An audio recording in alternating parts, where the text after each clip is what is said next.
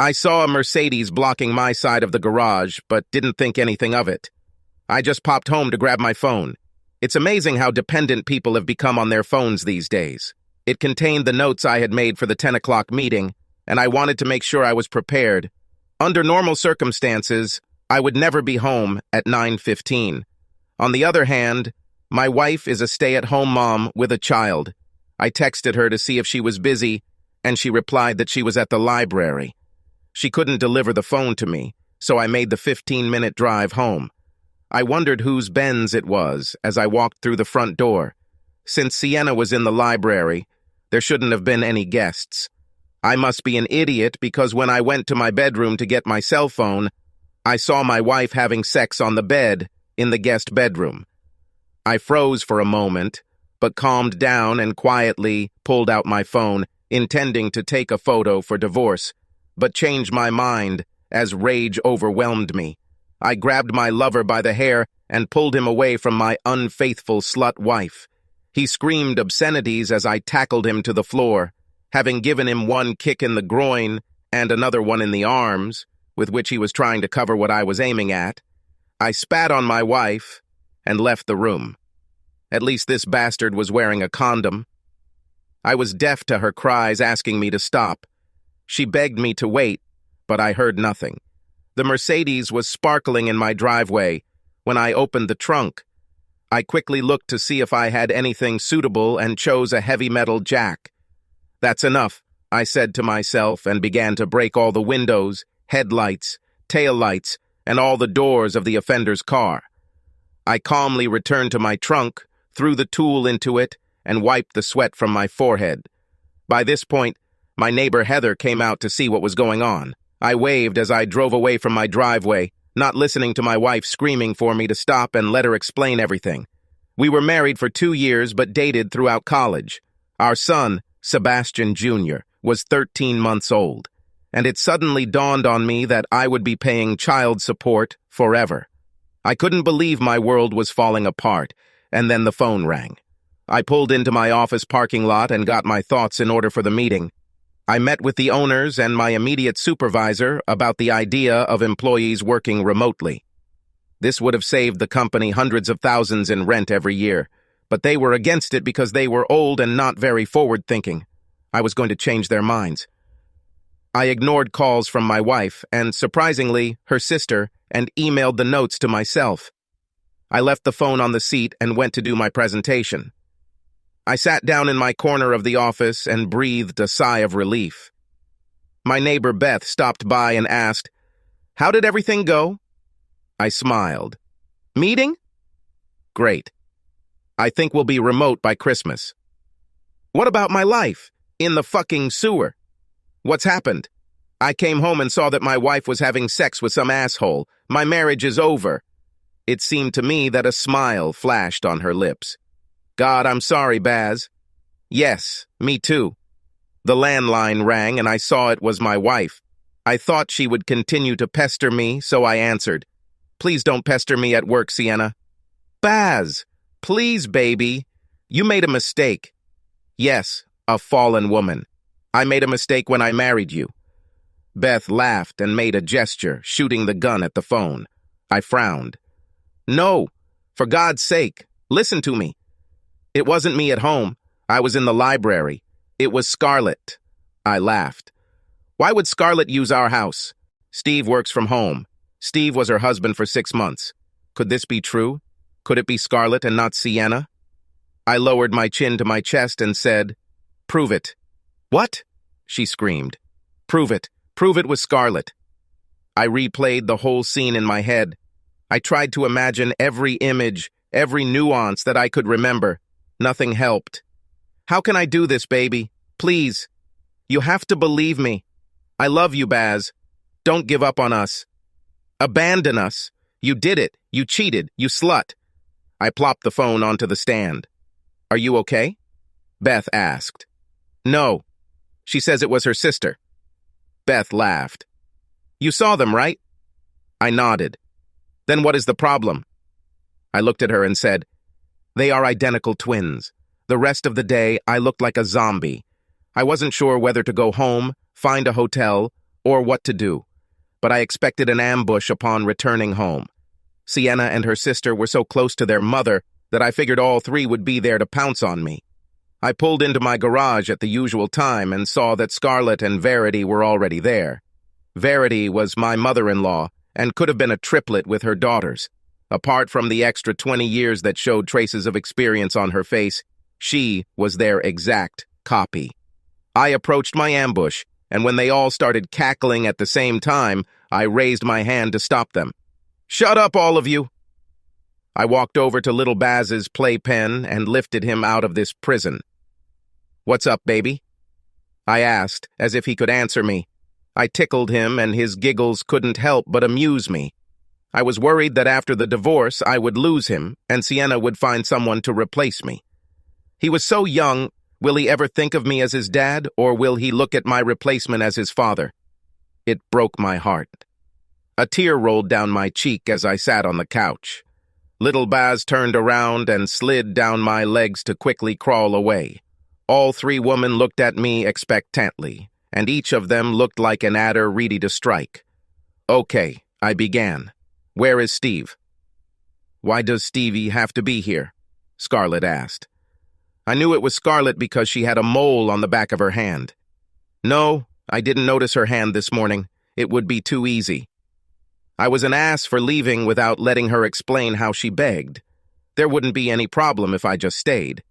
"Well, if you were the one who had sex with that asshole in my guest room, doesn't he deserve the right to know?" "I won't tell Steve." "I was hoping you would keep this between us," she whined. I laughed. "You expect me to believe it was you and not Sienna, but not tell Steve?" "I do not trust you," Verity intervened. "Baz, let's not ruin marriages over this." "Oh, you're being a little impudent, Verity." "I'll tell you what will happen. My marriage is broken, and the only thing that can bring it back is Scarlett confessing to Steve that she cheated." The women gasped, and Sienna began to sob. "Steve is too much," Verity said, defending her daughters. "Wait a minute," I said. "I need to change. I'll be back soon." When I got to my bedroom, I called my father-in-law, Dale. "Hello, Baz. What's happened?" "Dale, you need to come to my house urgently. I have a lot of crap here and I need your help." "What's happening? Everything is fine?" "Just get here as soon as possible." I ended the conversation and decided to stall for time. I quickly showered and dressed in comfortable shorts and a t-shirt. About 10 minutes had passed, so Dale should be showing up soon. I went downstairs, looked at the three women who were whispering conspiratorially, and took a couple of bottles of beer from the refrigerator. Just in time, Dale entered the door without knocking, as was usual for him. I poured him a beer, and the ladies went at it again. Sienna began. "Why did you call my father? He shouldn't be involved in this." "Nonsense," I snapped. "I need reinforcements. You're lucky I got to voicemail in Steve's case." Scarlett opened her mouth. "I never called Steve. I never liked this guy and didn't want to see him." "What's going on, Baz?" Dale asked. "Well, today I found my wife having sex with some idiot in my bed, and they're trying to convince me it was Scarlett and not her." He shouted, "What?" I nodded and continued as he looked at the women. "The problem is that Scarlett refuses to tell Steve. She can save my marriage by destroying hers, but she doesn't want to. This tells me that it was not her, but Sienna." "I agree," he said. He looked at me and asked, "What is my wife's opinion?" I frowned. Verity seems inclined to not tell Steve and just move on with her life. She seems to think that her daughters should be allowed to have affairs without any consequences. Verity said, "I'm just trying to save their marriages. I don't support cheating." Dale said, "If I even think you knew about this, or if I even see you supporting it in any way, I will throw your ass out on the street. Baz, bring Steve here. He should know that his wife is a cheater, and he can decide for himself whether to remain married to her." Sienna's face turned to her sister with a pleading look. Scarlett looked at me and stood up. She shook her head and said, "I'm really sorry. I refuse to tell my husband it was me. I will take risks." "You're a damn bitch," Sienna shouted. "Are you going to destroy my marriage for a chance to save yours?" Get out of my house. And you better understand that I'll tell Steve everything."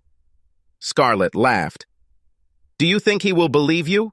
You will do anything to try to save your marriage. You'll even lie to ruin mine." Verity stood up and said, "Girls, stop. The only thing that will save your marriage is the truth." Scarlett grinned and walked out the door. "I didn't expect such a performance," I said. Dale looked at me questioningly. "She plays it out. She said versus she said. If they both blame each other, no one will know for sure who it was. She decided that both Steve and I would think that our wife might have done this, but without definitive proof, there was a chance that we would not get a divorce." "Gee," Dale replied. "Yes, but look at it this way, Dale. This happened in my house. This means that either it was my wife or my wife knew about it and supported the cheater, even encouraging her sister by allowing her to use my house. If Senna doesn't see a problem with her sister cheating, how can I trust that she isn't cheating herself? After all, they are identical twins." "No!" Sienna screamed and ran into our bedroom. I knew that their identity didn't mean they would both be cheaters, but I thought it was a good way to hurt her. Verity turned to go to Sienna, but Dale stopped her. "If you support any of them in this, I will consider that you are supporting their betrayal, and your ass will end up on the street." "Understood?" She nodded meekly and hugged Dale. I lifted Baz out of his chair and kissed him, hoping that everything would work out somehow. I fed Baz dinner and settled him in the playpen while I tried to figure out what to do. Sienna didn't come down, so I figured she was doing the same thing as me. I sat with my eyes closed, going over and over again in my mind the images of the bedroom at that moment, and could not remember anything that could prove that it was Scarlett and not Sienna. I was torn from my thoughts by the ringing of my cell phone. "Hello, Beth. How are you, Baz?" "No way. There is no movement forward or backward. I'm desperately trying to figure out how I can know for sure which one it was, but I'm stuck in limbo. I'm so sorry, Baz. You don't deserve this. If you need anything, I'll be here. Okay." "Okay, Beth. Thank you. See you in the morning." I ended the call and thought how nice it was that Beth checked on me. We've been friends since we started working on the same day 2 years ago. Her workplace was next to mine, and since the office was open, our computers stood opposite each other, and we looked at each other almost all day. She was a pretty girl, a little bigger than Sienna, but she had a dirty mind and often made hints and used suggestive language throughout the day. While Sienna was tall and slender, Beth was short and curvy, with long red hair that she constantly pulled back throughout the day. "Baz?" Sienna said from the stairs. "Yes?" "I swear on our son's life, it was Scarlett. You have to believe me. Believe in my love for you." "How? How can I believe you? If it wasn't you, why the hell did you let your sister do this in our house? You really screwed up, Sienna. I don't see a way out of this situation for us." She sat on the stairs and sobbed. I knew I had to do one thing for sure and called Steve. "Hello, Baz." "Hey, Steve. Did Scarlett tell you about today's drama?" "No. She went to see her friend. I haven't seen her since breakfast." "Well, I'm sorry to tell you this, but I caught one of our wives having sex with some creep on the bed in my guest room this morning." They originally said it was Scarlett, but when I said, "I'll tell you," Scarlett backed down from it. They left everything up to each other, trying to save their own skins. "You've got to be kidding me," he shouted. "No. I don't know who it was and who to believe. It's a complete mess here." "Dude, was Scarlett's car there?" I sighed. "I do not know for sure. I didn't open the garage. I only saw this asshole's Mercedes. And no, I've never seen it before." "Thanks for telling me, Baz. I'll find her and see what she tells me. I will let you know. Thank you." Sienna was still crying on the stairs. "You shouldn't have told him. You just don't understand, fallen woman.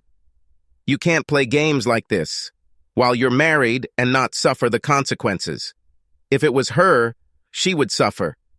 I don't understand how you could think you could say it was her, and I would never tell Steve.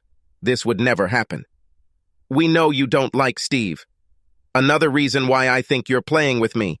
I can't believe you did this to us. We have a fucking baby. Little Baz started crying because of my screaming, and Sienna went to calm him down. It made me want to cry, but I refused to shed tears in front of her. She was such a wonderful mom.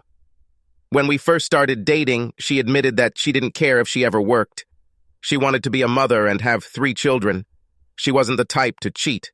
It was so out of character for her. She was devoted to me and little Baz and never showed any hint that she was unhappy. I think it was the same with Scarlett, although she was more outgoing than Sienna. If you asked me, I would never believe that she could cheat on Steve either. Crap. The next morning, I called my father. "How are you, Sebastian? How is my grandson?" "Okay, Dad. Listen, I need your help." "Everything is fine?" "No, I need to hire a private detective." I explained what happened. My parents had money and could afford to help me pay for the services of a private investigator. In addition, Sienna handled our accounts. I didn't want her to see the payment. My father did better and assigned a private investigator to check on Scarlett as well. In his opinion, it was worth trying to save my marriage. "Sebastian," he said, "no matter what we find out or don't find out, your son must come first in every decision you make. You know that, right?" I sighed. "Yes. He is the only thing stopping me from divorcing her right now." "Okay, son. You may have to swallow a little pride and ego. I know it's a hard choice, but it's part of being a man. No matter what they tell you, the child is most important." "I know, Dad." I ended the conversation feeling worse than when I started. What makes a man a man? What makes a father a father? Is it a man who leaves his wife, his family, because he was wronged? I wasn't sure that such a person could be considered a man. Does a man put his ego and pride above what is best for his child? Surely little Baz would be better off with 2 parents. But will he be better off if I stay and can't love Sienna the way I loved her before? It's difficult, but I dare say that no, it won't. But then, if I leave her, she will just find someone to replace me. And how will that affect my son's relationship with me? Was my ego and pride worth the pain of becoming a freelance parent?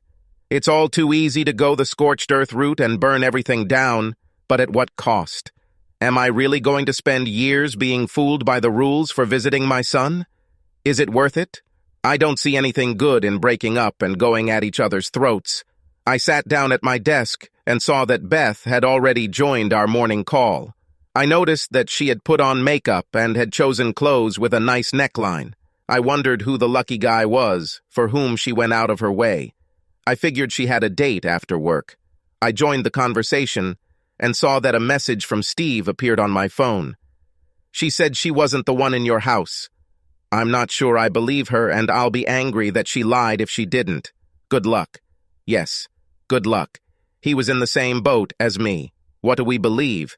Beth sent me an instant message asking, "Everything is fine." I looked at her and shook my head. No. She frowned, and we returned to our call. As soon as it ended, she asked, "Are you going to lunch today? I'm giving you a treat to cheer you up." "I'm not the best company, Beth." "Thanks for the offer, though." "Oh, no. I won't let you wallow in misery. You don't deserve this." I didn't think I deserved a cheating wife, but here I am. She shook her head and growled, "Any woman who cheats on you is an idiot and doesn't deserve you." "Thank you, Beth." The detective asked me to fill out some forms, a couple of profiles, and also send him some photos. I spent my lunch break doing this, so I managed to avoid lunch with Beth. I told Steve about the private investigator, and he was thrilled.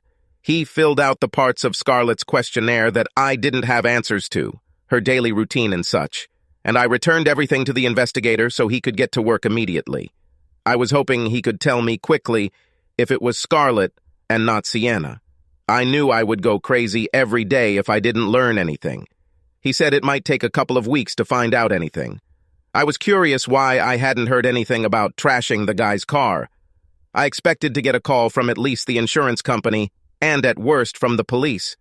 I got home and saw that Sienna had gone to the pool with little Buzz, so I texted the detective and told him everything was ready to install the cameras. He was in and out in less than half an hour, and I made myself some dinner. When Sienna returned home, I asked her, "Who was that guy?" "Which guy?" "The guy you had. Don't play dumb." "I told you it wasn't me." I have no idea who Scarlett was dating. I called Scarlett and put her on speakerphone. Hello, Baz. Who was that guy? The guy you found in your guest room? I have no idea. One of you is lying, and I'm going to find out who he is, and then I'm going to beat the crap out of him. I was hoping one of them would spill the beans and give me some information, no matter how insignificant. It didn't matter. The private detective knew about the damage to the car and checked the body. A week passed. There was no news from the private detective. Nothing had changed in my condition, and Sienna did everything possible to show that she loved me. Beth was intrusive and invited me to lunch every day. I realized what she was doing and put an end to it. She should have waited until I got divorced to claim me. I wasn't a cheater. One morning I stopped by Starbucks and was completely surprised. I was standing in a line of cars around a coffee shop, and someone walked in front of my car to enter the store. It was that same asshole. I will never forget this face. I pulled out of the line and parked. I stood behind my car and waited. A few minutes later, he came out and didn't notice me until he was 10 feet away. "Hey, idiot," I said. "Remember me? Listen, man, I do not want problems. She didn't tell me she was married." I approached him and said, "Answer one question, and I'll let you go unharmed. You'll never see me again." "Okay, guy, ask." "Who did you have?" "What?"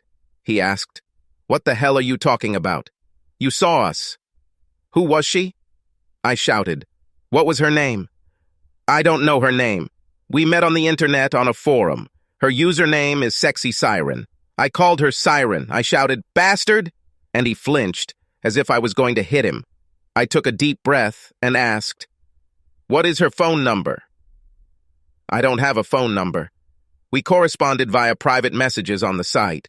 It became harder and harder for me not to hit him out of frustration. "What kind of site is this?" I asked. "This is a subreddit called Chicago Babes. She posts photos there. Some are naked and some are in lingerie." "Did you correspond after that?" "Just one time. She promised to pay for repairs to my car, and I told her I didn't want to hear from her anymore." "I don't need that shit, man." "You better not go near here, otherwise I'll meet you again, understand?" "Yes. Please. I swear I didn't know she was married. Take it off." He left, and I knew he was telling the truth. Fear was written on his face. The most interesting thing about that conversation was that he said that she posted the photos. I may not have a name, but I have photographs. I hope at least one of them showed her hands. I went to the forum page and called work, saying I was sick so that I wouldn't be caught looking at naked women all morning. Reddit was easy to figure out, and soon I had my own username and joined the Chicago Babes subreddit. I looked through photos of attractive and not-so-attractive women who mostly cropped their faces. I found a Sexy Siren post, and it was just a regular lingerie shot. Her hands weren't visible, but I didn't recognize the outfit, and for the first time in a week, I felt better. I clicked on the username and was taken to the Sexy Siren page. There were dozens of photographs, and I didn't recognize the room. They were not made in any of our homes. She must have been holding the camera with the hand that had the mole on it, because it wasn't in any of the pictures. After looking at dozens more pictures, I began to get upset. I tried to identify the room, the clothes, any marks on her body. Hell, even her lips looked like Sienna's. I was at a loss. The photos were at most 6 months old, so the chronology didn't help either. Sienna had already lost her pregnancy weight and had no stretch marks or C-section scar. Another dead end, and it was driving me crazy. I was so close to finding out which sister it was, and then I had an epiphany. I entered the house. Sienna was feeding my son. She asked, "Is everything okay, Baz? Are you feeling well?" "I'm fine." "Could you make me some soup?" "Of course, baby. Sit down. It will be ready in a minute." I saw her phone on the table and sent a private message to the user Sexy Siren. I put the phone down and waited. It was painful. Sienna looked at me and asked, "Baz, I don't want to put pressure on you, but are you close to a decision yet? Every day I die a little without your love." I was about to tell her that I still loved her when my phone buzzed. I opened it and saw a message from Sexy Siren. "I'm broken. I cried like a baby. and Sienna rushed to me and hugged me. "What's the matter, Baz? What's the matter?" "I love you so much, Sienna. I would die if it were you." "What are you talking about?" I told her about my morning and showed her photographs. She looked at them and laughed. "You're an idiot, but you're my idiot, Baz." "What do you mean?" "Darling, you said that you couldn't find any differences between me and these photographs. You missed a big difference." I looked at the one on my phone and stared at it. "Sorry, I just don't see," I said, feeling stupid. "Oh, honey, look." She dropped her yoga pants and underwear and I started laughing. I can't believe how stupid I am. "It was all in vain," I said, laughing. I kissed her breasts and asked, "It's time to go to sleep?" She grinned and replied, "Oh yeah, meet me in the bedroom." Sienna shaved her private hair back in college. Sexy Siren had a neat streak of blonde curls. However, not all of our problems have been solved. She may not have cheated on me, but she did let Scarlett use our house. She tried to justify it and make excuses, but I didn't buy it. A few weeks passed, and I received a private investigator's report that said Scarlett had been seeing several different guys in hotels. I relayed the information to Steve, and he kicked her out. I told Sienna that she should cut off all contact with Scarlett, and she reluctantly agreed. She was already mad at her and wouldn't talk to her because of her lies to me and Steve, but she decided they would make up eventually. I don't think so. I told her that if I ever found out that she was talking to her sister, I would kick her out. This may seem cruel to some, but I believe that this is the only way to protect yourself. I talked to a lawyer about a post-nuptial agreement, but my main concern was little Baz, and my state doesn't allow custody to be included in a post-nuptial agreement. In the end, I forced her to sign an agreement that gave me most of the property and left her without alimony if she cheated on me. She signed it without hesitation. He found his wife and her lover at home. He was furious. He hit his lover and crashed his car. He was preparing for divorce, but his wife said that he saw not her but his sister in their house. The problem was that they were identical twins. He hired detectives to keep an eye on the two sisters. But soon, he found the answer himself. He accidentally met his lover in the city, and he explained that he did not know anything about his partner and that he found her on a website where she introduced herself as a sex siren. He came home and saw his wife's phone on the table and sent a message to the sex siren user on his phone. His wife's phone was silent, but he received a reply to the message. Later, the wife pointed out the significant difference between the photographs on the site and her body. Her private parts were always shaved, and in the pictures there was a bush of hair. He was happy that his wife did not cheat on him, but he forced her to stop all contact with her sister. 5-5. He found the traitor with her lover at home. He saw her face, but was not sure that it was his wife. Subscribe to our channel so that your second chaff doesn't cheat on you, and go ahead and listen to the next story, because this story is nothing compared to the next one. If you're under 18, don't even think about listening to the next one.